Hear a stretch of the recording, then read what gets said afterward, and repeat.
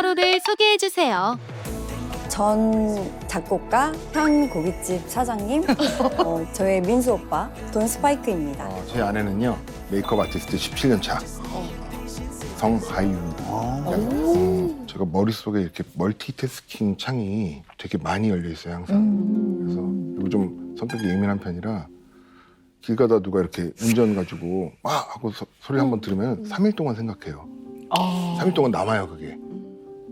2, 3일 동안 내가 진짜 잘못했나? 그 사람 기분이 나빠? 이러면서 좀 생각이 너무나 많아요. 생각이 진짜 꼬리에 꼬리를 물어서 계속 그 생각의 나래를 계속 펼치면서 계속 그렇게. 자려고 누우면 다음 날 뭐 해야 되는 일이나 아니면 그 전에 있었던 어떤 해결되지 않은 일들이 이렇게 꼬리를 물면서 머리에 이렇게 계속 떠오르고 그러세요? 사실 밤에 잠을 안 자는 대부분의 이유는 그 리뷰, 컴플레인들을 다 보거든요. 한 개도 빠짐없이 봐요. 홈쇼핑, 뭐 가게들. 그리고 또 제가 좀 완벽주의 같은 게 있어요. 이게 완벽하게 내 마음에 들지 않으면은 심지어는 다 해놓은 거를 다시 하니까. 그렇죠. 네. 19년 11월 7일부터 지금까지 팔린 모든 고기에 소금이 몇 그램 쳐져 있는지까지 다 기록이 돼 있어요. 그걸 매일같이 확인을 해야지 잠이 와요. 그러니까 그게 실제로 식당에서 문을 닫아버렸어요. 한 달 정도. 본인 가게를. 예. 왜요?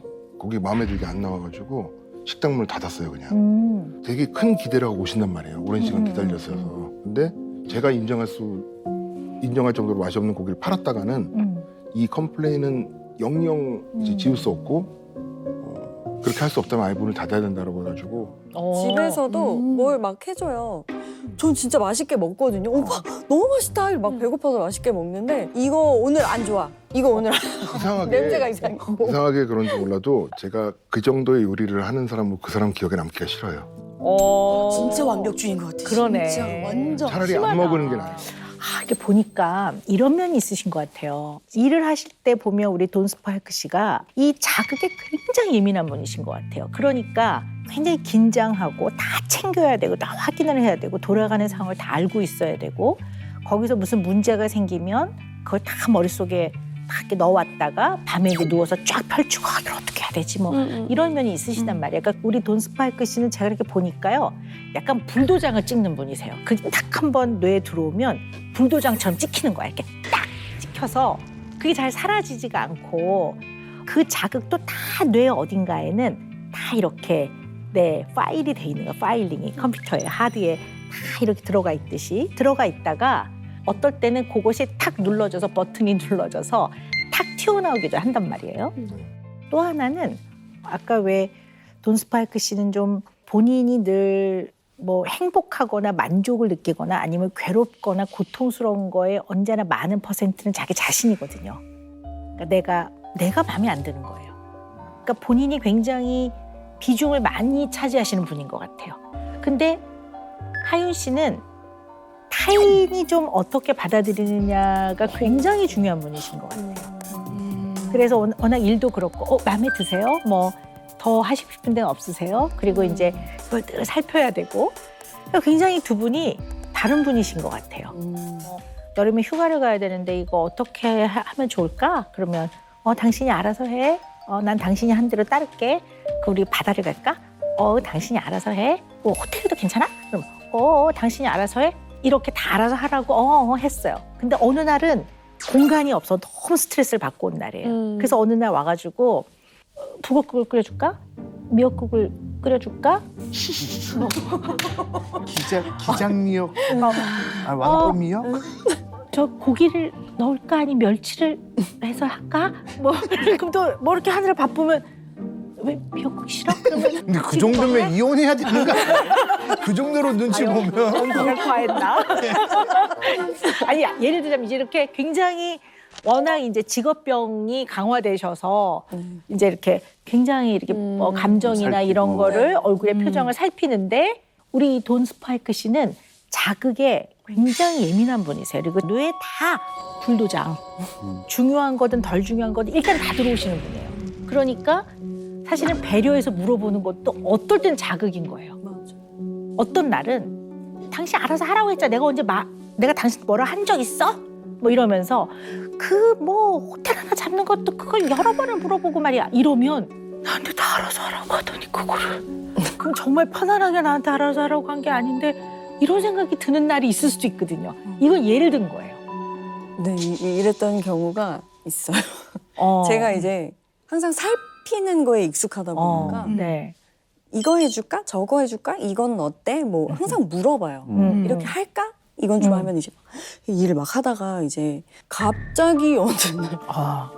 갑자기 이제 저한테 뭐좀 상처받는 말을 가끔씩 이제 할 때가 있고 하는데 무안하고 네. 당황스러울 때가 무슨 있어요. 말인지 알겠어요. 그게 어떨 땐 다 자극이니까 이거에 대한 접점을 찾아가는 것도 참 중요할 것 같아요. 네. 누구를 해고해야 될 때도 있고 네네네. 어떤 거를 이렇게 하면은 누가 피해를 볼 텐데 마음이 불편하면서 이제 그런 걸 또 막 하다가 이제 끝마치고 집에 들어오는 순간부터 다른 카테고리의 질문이 시작된다고 느껴질 때가 있죠.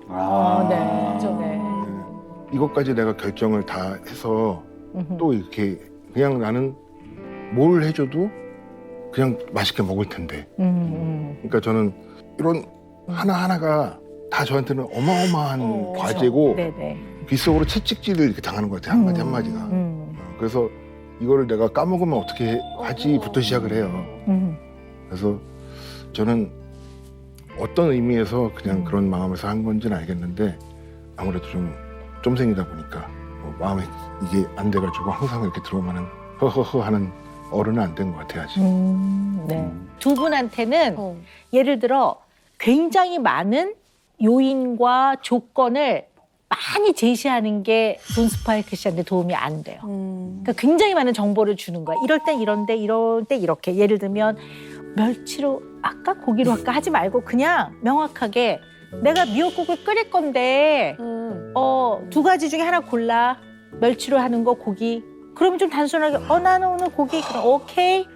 이분의 특성이 자극을 좀 줄여주는 게 필요한 분이신 것 같아요. 그래서 뭐 정하는 과정을 하윤 씨가 알아서 하고 네. 그 과정에서의 모든 정보는 좀 단순화시켜서 마지막에 이래서 이렇게 했어. 이게 좋아. 이렇게 해주면 그래서 거길 결정했구나. 이 정도 알면 되고 간 다음에 그 시간을 행복하게 두 분이 즐겁게 보내시면 될 것 같아요. 그래서 단순하게 좀 명확하게 대화를 하고요. 그리고 제가 봤을 때 우리 하윤 씨는 이렇게 만나 뵙기 전에 뭐 조금 파악하기 위해서 뭐 이렇게 MMPI 문항 많은 거 좀 미리 네. 해보시라고 그랬거든요. 근데 이제 아까 제가 우리 하윤 씨가 좀 직업병이 조금 더 강화된 면이 있다라고 이제 말씀을 드렸는데요. 좋은 의미에서의 눈치도 잘 보시고 파악도 잘 하시고 섬세하고 민감한 분이세요. 근데 이제 그런 장점이지만 이게 또 스트레스를 받거나 좀 상황이 좀 좋지 않을 때는 조금 신경이 곤두서지. 네. 그래서 그냥 이런 거를 한마디로 얘기를 하면 좀 약간 그 신경증적인 면이 있다. 그러니까 신경증적이라는 게 뭐냐면 예민해질 때는 이런 분들 어떤 분은 배도 잘 아프고 뭐 소화도 잘 안 되는 분도 있고 약간 그런 면이 있다가 신경을 쓴다는 거지. 특히 이제 생리 전 일주일 전이나 또 몸이 많이 피곤할 때는 남편이 하는 말이나 행동에 너무 중요한 의미를 부여 안 하셔야 될 것 같아요. 그러면 이제 그거에 의미를 많이 부여하면 신경을 쓰니까 그러면 이제 좀 속상할 수도 있으니까 나도 이런 면을 좀 내가 잘 알고 있어야 되겠다. 그런 거 좀 필요할 것 같아요. 네. 예. 평상시의 의사소통도 두 분이 상당히 굉장히 다르시네요. 그 대답을 네. 하기 전에 이미 여러 가지를 물어보니까 저는 저는 그 회로가 막 꼬이는 거예요. 이것도 대답해야 되고 저것도 대답해야 되는데 그 전에 너무 많은 질문이 들어오니까 내가 결국엔 말이 없어지는 느낌? 내가 어떤 대답을 해야 될지 모르는 상황까지 갈 때도 있는 것 같아요. 우리 재준 씨는 은영 씨한테 조금 평소에 답답하다고 느껴지세요? 그러세요? 저희 인생에 있어서 가장 많이 싸운 적이 장사할 때예요. 맞아. 그럴 것 같아. 왜냐면 요리는 제가 하고 서빙은 은영이가 하고 서빙, 이랬는데 서빙. 예를 들어서 문어를 이제 손님들이 많이 오시니까 같이 썰어야 될 때가 있는데 문어를 빨리 이렇게 해가지고 썰어야 되거든요. 정말 고속 카메라처럼 초고속 카메라. 한 점 한 점 예, 뜨는구나. 초고속. 손이 느려요, 제가. 네, 다른 손님들도 기다리고 있으니 그 손님들 좀 빨리 하고 이렇게 해야 된다 이런 느낌이죠. 네. 근데 이제 좀 느리면 다 답답하잖아요. 답답하죠. 장사할 때 특히. 어떻게 반응을 하세요? 어떻게 표현하세요? 저요? 내가 할게 이거예요. 아. 네. 사실은 가게 할 때 이제 제가 가장 많이 들어본 얘기가 나와. 저리 가. 비켜봐. 정말 느리고 막 이제 예를 들어 신호등이 딱 켜졌어요. 이제 보행 신호 초록불 딱 켜졌는데 5m 앞인데 그냥 건너면 되잖아요. 조금 빨리. 그거 안 건너요. 절대.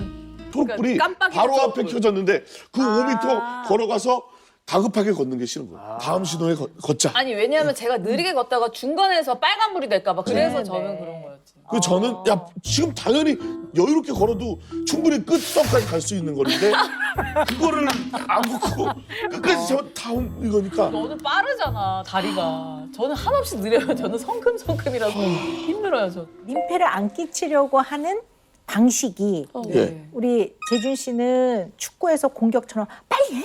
다른 선수 피해잖아 예. 빨리 이렇게 하는 거라고 우리 은영 씨는 민폐를 안 끼치려고 하는 게 수비형처럼 예. 그렇게 다시 다음에 갈게 이제 이렇게 되는 거니까 굉장히 서로가 같은 지점에서 표현되는 방식이 너무 다르고 예. 그게 조금 서로의 생물학적 특성에서 좀 힘드신 것 같아요. 이게 무슨 얘기냐면 우리 재준 씨는 어떤 유형이냐면 에너지는 좀 많아서 예. 본인이 하루 종일 여기 땀을 쭉 흘리면서 제발 다녀야 되는 게 맞아. 사실을 가만히 안 있고요. 예. 늘 알아서 해가 아니라 본인이 늘 이렇게 하면서 돌아다니면서 저 어떻게 진짜 이렇게 하면서 다 만져봐야 되고 물어봐야 되고 다 알아야 예. 되고 좀 약간 오지랖도 있고 싫은 거는 절대 좀 안 하는 편이에요. 호불호가 분명해서 싫은 건 잘 안 하는 맞아, 편이고 맞아. 그런 기질이시라면 우리 은영 씨는 어떤 유형이시냐면 게으르거나 느린 게 아니고요. 시간이 많이 필요한 분이세요. 그러니까 여기까지 올라가는데 얘기 듣는데도 답답해요. 천천히 올라가지만 한 번 올라가면 굉장히 잘 해내는 사람이에요. 그걸 한 번 익히면 되게 잘 해내는 사람이고 우리 재준 씨는 싫을 때 싫어요 이렇게 하는 유형이라면 예. 우리 은영 씨는 싫은데 네.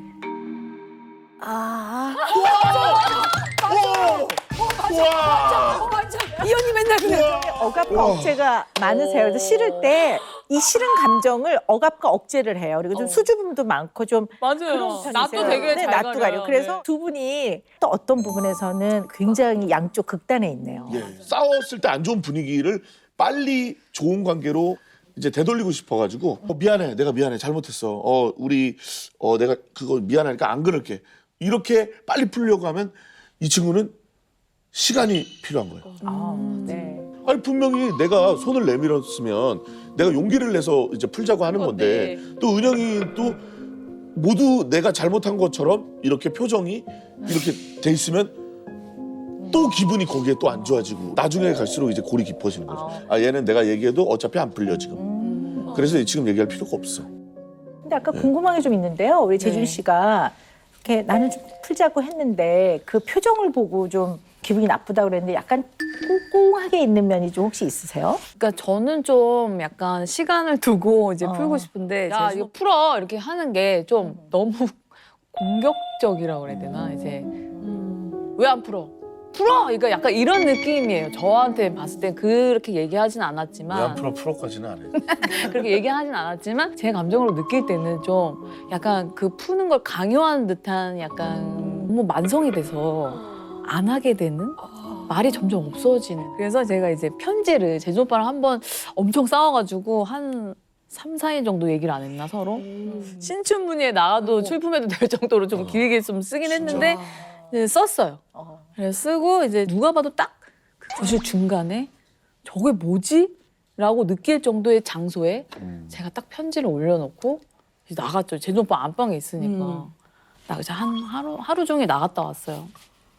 들어왔는데 미동도 없는 거예요, 편지가. 나중에 이제 풀고 나서 얘기를 했는데 혹시 그 편지 봤어? 그게 뭐야? 갑자기 이러는 거예요. 편지를 그러니까 여기 있는지는 알았는데 그게 자기에 대한 편지인지도 몰랐고 아니야, 난 그게 편지인지도 몰랐어. 아 편지인지도 몰랐어. 그 감정을 일단은 저는 쓰는 걸로 했는데 그 쓰는 게 전혀 이제 먹히지 않아서 저는 진짜 읽을 줄 알았는데 안 읽었더라고요. 전혀 눈에 안 띄었구나. 얘가 민망했는지 그거 바로 찢어버린 거야. 찢어버렸어. 오그라들잖아요. 약간 풀고 나서 그 내용이. 저는 아직도 그 내용이 궁금하거든요. 예. 별 내용 아니었지. 아무튼 뭔가의 얘기였는데. 갈등이 생겼을 때 풀어가는 방식은 정말 개인마다 차이가 많이 나요. 예. 어떻게 같겠습니까? 근데 부부싸움 이후에 이제 편지를 썼다라는 거는 굉장히 마음을 담은 거거든요. 거실 테이블에 올려놔도 네. 이거 꼭 읽어봐라는 말을 안 하면 못 읽을 수도 있어요. 근데 그게 어떤 애정이 좀 약하거나 덜 사랑해서는 아니고요. 그러니까 이게 꼭 읽어봐야 되는 건지를 모르는 경우도 있겠죠. 근데 저는 그냥 그것까지는 문제가 별로 없다고 생각해요. 근데 그 자리에서 찢어버리고 네. 아까 얼핏 별거 아니었지만 이렇게 말씀하시더라고요. 네. 그게 왜 별게 아니에요.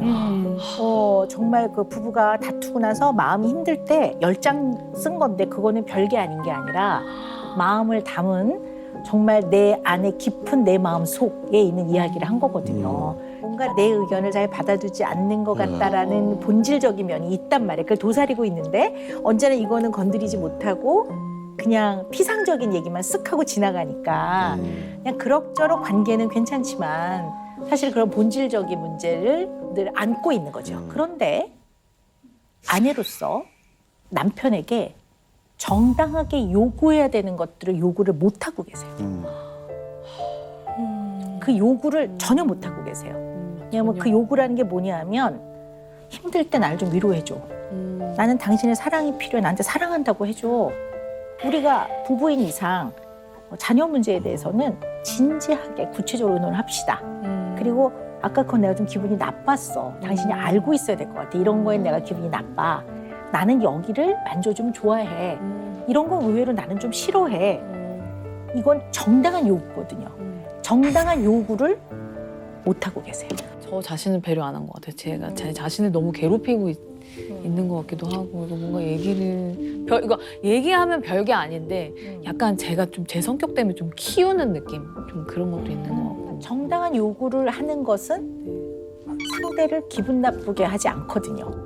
근데 상대가 기분 나빠한다? 그러면 그 기분 나쁨은 은영 씨가 책임질 부분이 아니라 그분이 본인이 해결할 문제인 거지.